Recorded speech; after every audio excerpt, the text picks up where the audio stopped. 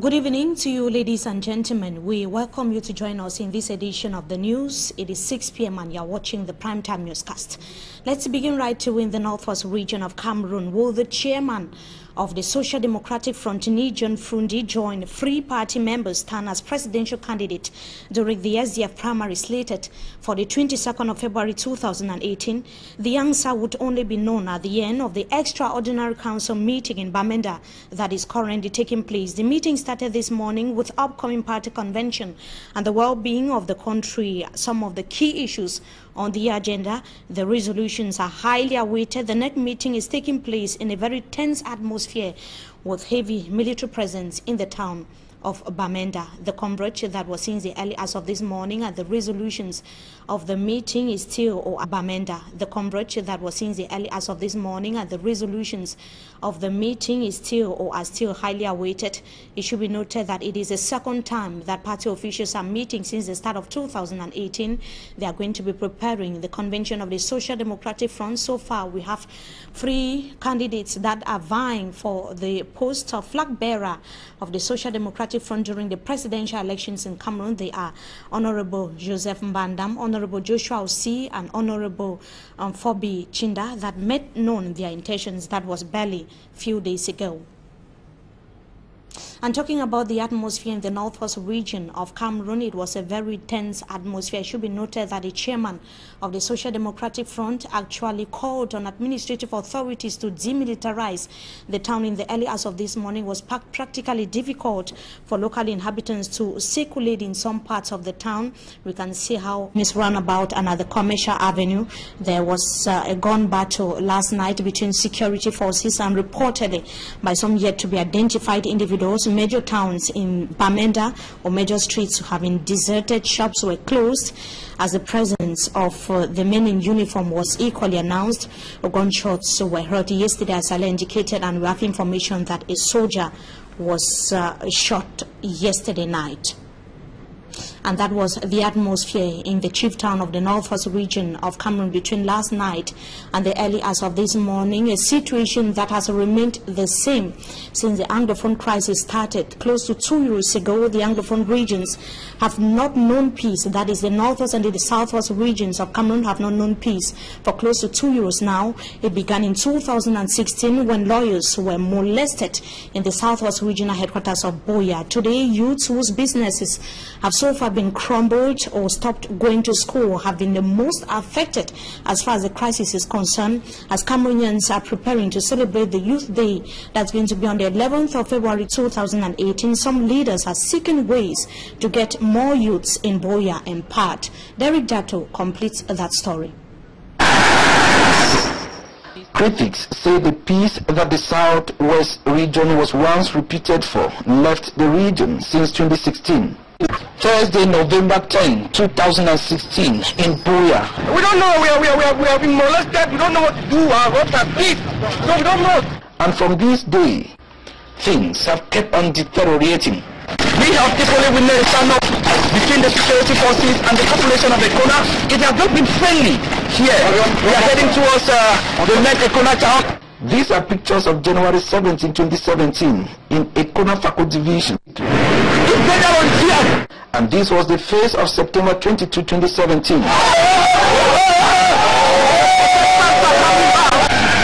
Then October 1. January 2018. 10 a.m. Monday, January 15, 2018.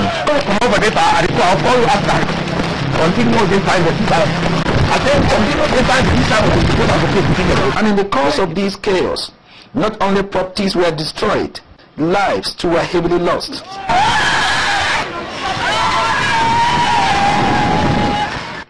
On a security table recently in Kumba, Chief General Tato called on the government to apply now what he termed the detoxifying measures, for the youth are already intoxicated.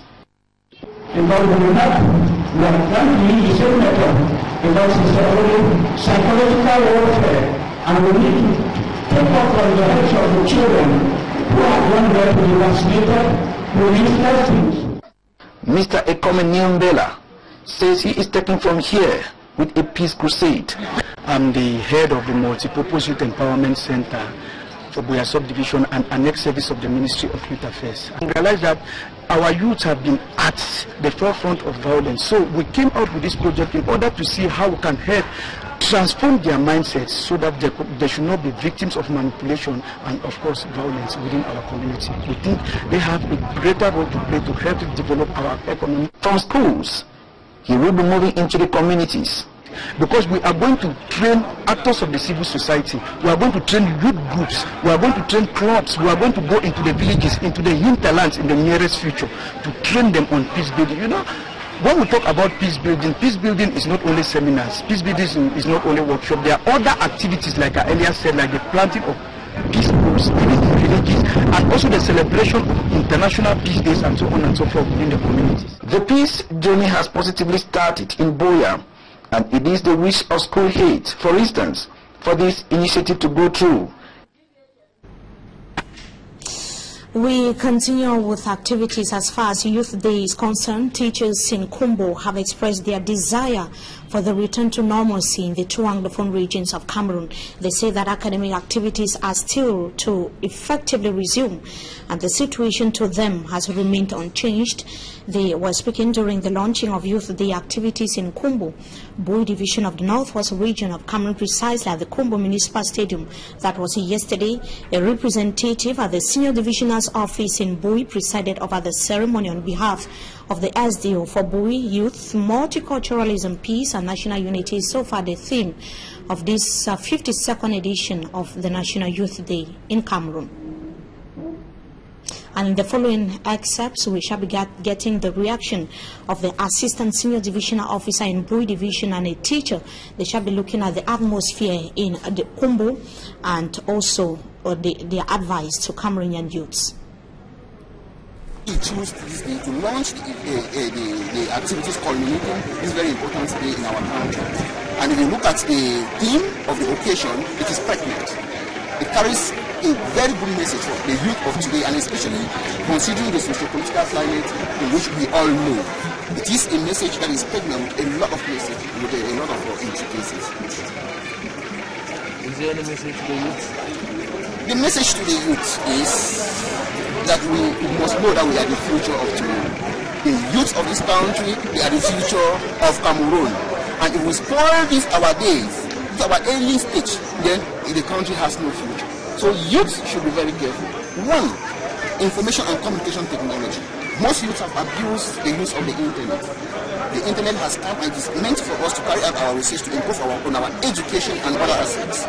Two, we have the youth getting involved in drug and alcohol consumption, which is an attitude that has to be discouraged. Today, many youths do take drugs. We don't know why, but it is a polemic in our society that has to be fought. It is a difficult situation for us as teachers because the on and off crisis that we are facing is really making work difficult. So we are trying our best to sensitize the parents to know the importance of education to their children, to really give us the children to teach. We are expecting a lot from our head of state. Actually, those of us up here in these two Anglophone regions, as we really know, the youths actually they don't have employment. If the youths, if we can create more employment opportunities, and parents in Jombe Penja in the Mongo division of Cameroon have been instructed to advise and bring children morally upright so that they are not culprits of raid by security forces on consumers.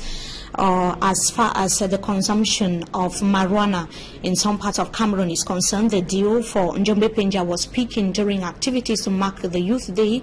Let's have the details of that report with Innocent Aze. Juvenile delinquency grows at an alarming rate in Njombe Penja in the Mungo division of the Littoral region.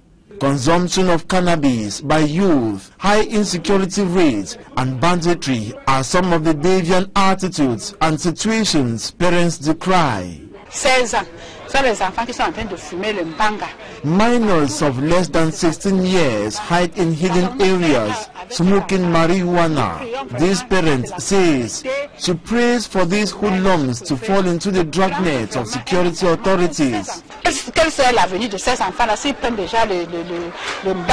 The divisional officer of the municipality, Pumienjoya Assis, called on parents to play their role in educating their children and bringing them morally upright.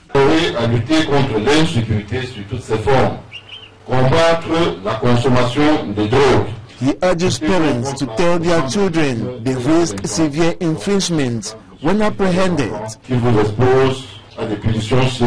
Pumienjoya Assis also instructed traditional authorities to channel the news to their respective natives and denounce moral decadence in their villages.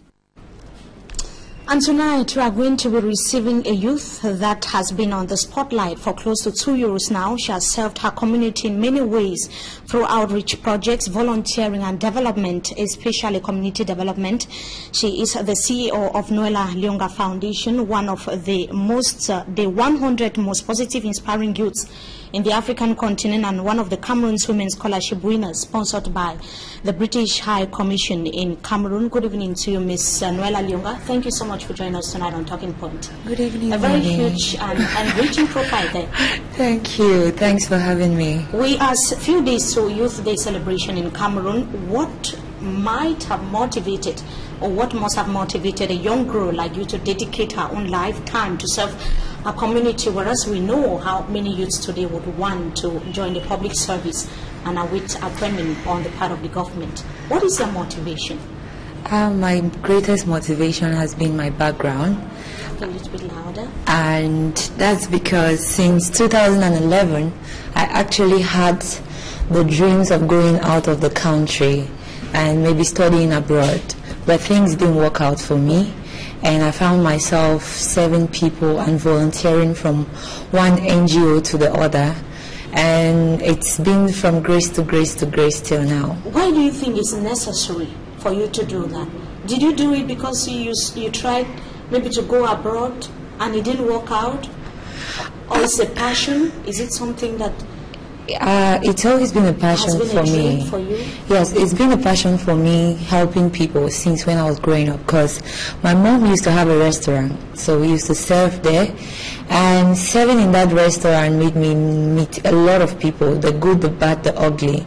And there were times I felt so bad when some old people were working and they don't have money to eat. I might even go behind and get some food from the pot just to give them. So it's always been a passion helping people. Mm-hmm. But in 2011, since I couldn't go out as I wanted to, I found myself working with NGOs, and I became a teacher of computer basics. I was training in offices, computer basics, and then we usually go to communities likewise. But since then, I moved. There were a lot of challenges, and I had to do a whole lot of other things. I used to sell paper bags with Rudeg. I used to work for Wasamundi, an online-based company in Boya, and I used to serve as their community manager. Do you have a particular target, your project? What you do exactly? Like age group, sex, like girls? Are you working precisely with the girls or with boys, or generally? Do you have a particular... No, we work with people from all backgrounds. And I run an organization called Noela Lyonga Foundation. And in that foundation, we have volunteers from all categories. We have nurses, we have lawyers, we have bankers, accountants, we have coaches from different backgrounds that subscribe as volunteers. And when we organize a training, we can call these coaches to come and coach. And likewise, we have students who are people looking for jobs or young graduates. And what we do is, when there are opportunities in companies and institutions, we post them there to serve as volunteers. So what have you been able to bring, if you were to evaluate yourself now for close to 2 years, if I'm not mistaken? What change have you been able to bring to your society? I should precise that you are based in the Southwest region in Boya. Yes. What changes have you been able to bring? I started in 2014 as a teacher in the prison, preparing students for ordinary... In the prisons, yes. Preparing students for ordinary and advanced level. And I was so happy that this 2016, 2017, those schools were not very functional. Some of my students, they made it through the O and advanced level, and they are currently teaching other prisoners there. So each time I visit there, I'm just so happy with the works they are doing. And not only that, we work with the minors of the prisons and the women. And I'm so happy we've been able to go there with coaches who have taught them how to do things like beads and soap making, because they were complaining they needed soap, and we had to teach them how to do it. And not only that, we've been there with other coaches who have coached them on non-violence, with leadership, morality, and a whole lot. And those who love football, we've gone there with coaches likewise who have been able to coach them. What have been some of the difficulties that you have been facing so far? What are your challenges and major challenges? My major challenge has been people not understanding the concept of volunteerism in Cameroon, because I've worked with whites, yes, who have left their country and they have come to Cameroon to volunteer, to give out their time for free. But we are still trying to make young people understand that you have to do that just for the experience, just for the skills, just for the networks. Don't think about the money at hand. But the major challenge is young people just want to work for cash. They want to make money. I've met a couple of young people who have told me, Nuela, volunteerism can't pay my house rent. Volunteerism can't give me food. Volunteerism can't make me ride that car I want to ride. But can you provide this? It is possible. It is possible in the long run. You are investing your time and your talent for a bigger fish. Because most young people out there, maybe they have a degree, a first-class degree, yes, but a company doesn't need a first class. They need someone who can input something and improve their company, and that can only come if you have the experiences. And if there's an advice that you give to the youths now that we are preparing to celebrate the Youth Day, what would that advice be? Just very brief. Always get someone who can inspire you, and make sure you volunteer, regardless of the capacity and your field of interest. Make sure you volunteer. Thank you so much, Nuela Leonga. I should know that you are the first lady that we are receiving here on the 6 p.m. newscast since the year began. We thank you so much for joining us. Thank you so very much for having me. Thank you so much. That is our first guest for tonight. We are, of course, going to be having as well a politician and the president of the Cameroon People's Party, Edith Kabangwala, that's going to be looking at the political atmosphere in Cameroon. A lot has been happening as far as the announcement of the senatorial elections is concerned, slated for the 25th of March 2018. We equally have the putting in place of the Constitutional Council that was on Wednesday this week by the President of the Republic. But before we come to that, we might be talking sports. Of football. The Association of Elite Clubs of Cameroon has elected a bureau that would manage the interests of all clubs that would play the Elite One Championship. The election that took place in Yaoundé saw Frank Happy of Union Sportive of Douala and KMER of Dragon of Yaoundé. Let's have the details with Simanji Kangebre. Électorale adopte de la SEC déclare vainqueur le candidat Frank Happy. Frank Happy is the new president of the Association of Elite Clubs in Cameroon.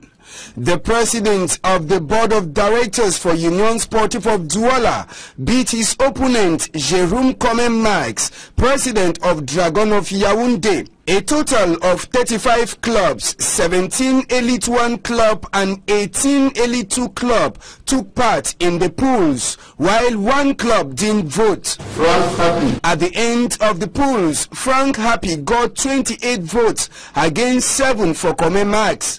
Talking immediately after his election, Frank Happy says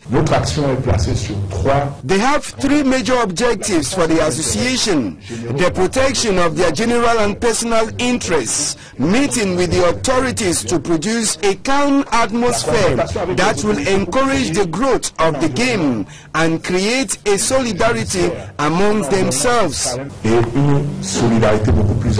The newly elected president, in a modest way, held the hands of his opponent, which was a sign of fair play. After a brief session with other members of the association, the entire bureau was made official.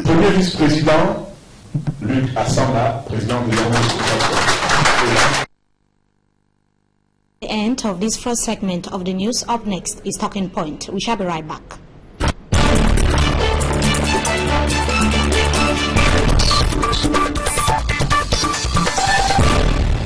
As I said a few minutes ago, or rather a few seconds ago, we are having another guest for tonight, a political actor, the president of the Cameroon People's Party, Edith Kabangwala. Good evening to you. Thank you so much for joining us tonight on Talking Point. Thank you. Good evening to you, and good evening to all the viewers out there. I do want to say a very special good evening to the people of Bamenda, who have had a very, very tough day today. We hope that people are keeping safe, that they are remaining calm, and that we keep the violence as little as possible. Let us stop the violence. Before we talk about the situation in Bamenda that has been going on for several days now, gunshots all over the southwest and the northwest regions of Cameroon, let us first of all take a look at the putting in place of the Constitutional Council, the highly awaited Constitutional Council. Edith Kabangwala, what is your reaction to some political actors? It is a legal move, but it's coming a little bit late. Do you share a similar view? It is not only coming late, it is coming to confirm what we know as the manipulation of the Biya regime. The Biya regime has managed to manipulate every institution in Cameroon for the objectives of a handful of people. State institutions are supposed to be for the benefit of the entire population. We have seen these people turn our National Assembly into something which is just there. It doesn't discuss any issues which concern the people. We saw last year, while we are in the heat of crisis, parliamentarians want to bring the crisis to the table, and they refuse to discuss the issues which concern the people. So the National Assembly is just there for parliamentarians to get their salaries and their allowances and so on, but not to represent Cameroonians. This Constitutional Council, we have to ask, why now? After 22 years, when we have not had this council, we have asked for it and asked for it, it has not been put into place. All of a sudden, we see a council. First of all is the way that the council was nominated. The Constitution says the president only nominates 3 people on that council. The other 3 are supposed to be designated. And from reports say that the various personalities that were supposed to be involved in the nomination of the members, the 11-man team of the Constitutional Council, were involved in the process, even though it's not official. Well, you see, this is the problem. Why isn't it official? Governance is not a secret. People are governing for us. Why are they not transparent in what they do? The Constitution of Cameroon says that these people are supposed to designate.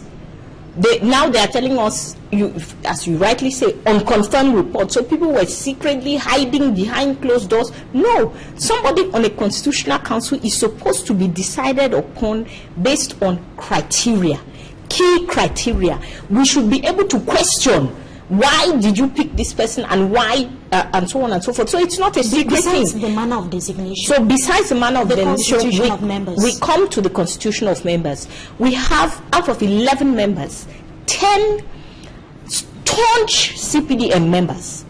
We have the people who are in the heart of the CPDM, the system. Several former ministers.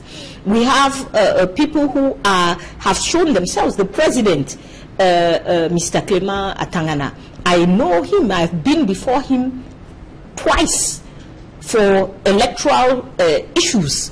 This is not somebody who is going to decide anything that is not in the favor of the CPDM. So with the putting in place of the Constitutional Council, you still fear for regularity in elections processing? I am more certain than ever. I am more certain than ever that we cannot have any form of free and fair elections under the Biya regime. Even with the putting in place of the Constitutional Council? I am more certain than ever. Now, Article 51, equally, of the 1996 Constitution says that members shall be chosen from amongst personalities of established professional background.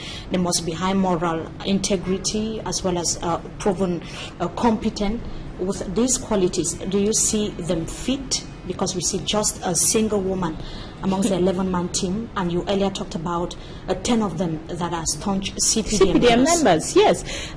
So first of all, a friend of mine wrote to me today, and she said, I am furious that we wait 22 years for, she said, as a woman, I am furious that we wait 22 years for an institution, and then we find one woman amongst 11 people. This is from Mr. Bia, who I cannot remember how many years ago proclaimed that every state institution should have at least 30% women. This is at a time when around the world people are talking about parity in institutions. And believe you me, there are enough women magistrates in Cameroon. There are enough women lawyers. There are enough women who have the characteristics that you are talking about, where we could have had even 6 women on that board. So there is no attempt. You know, we should stop discussing Mr. Bia and his appointments, because elections announced. How did the CPP receive the news? You know, the CPP in 2013, we led a campaign that was no to the Senate. If you remember, it was no to the Senate. Yes, we said no to the Senate, yes to water, yes to electricity. What were we saying? We are creating an institution which is of strictly no use to the Republic. No use whatsoever. And I defy anybody. I defy anybody to tell us after 5 years, one thing, I'm not asking for 2, one thing that this Senate has done to improve the lives of Cameroonians. So the balance sheet has not been positive. The balance sheet has not been positive, and they don't even have, constitutionally, they don't have the capacity to do it. So we should take example from a country like Senegal and eliminate the whole thing and use the resources. Cameroonians, we are in the crisis we are in today because people don't have water, they don't have roads, they don't have schools. So we would have used these resources for development. The senatorial elections are here, an indication that we are aware of the first election, that at least one election will take place in Cameroon. Looking at the socio-political atmosphere in the northwest and the southwest regions of Cameroon, what do you have to say about that? You know, our position at the CPP has been clear, and today it is stronger than ever.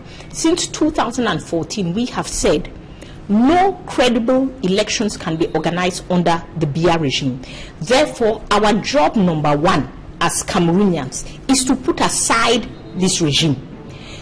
Today, our job number 2 will be, once they have been put aside, to organize national dialogue. And when I say put aside, it doesn't mean that they will not be part of the national dialogue. Of course they will. They are Cameroonians. But they cannot today organize a national dialogue. You cannot shoot at somebody today and then tomorrow you call him and say, my friend, come and talk to me. He will not find you credible. Meaning that if the government now has to cover dialogue as far as the Anglophone crisis is concerned, it's not going to yield any fruit. It's not going to yield fruit because they have discredited themselves completely.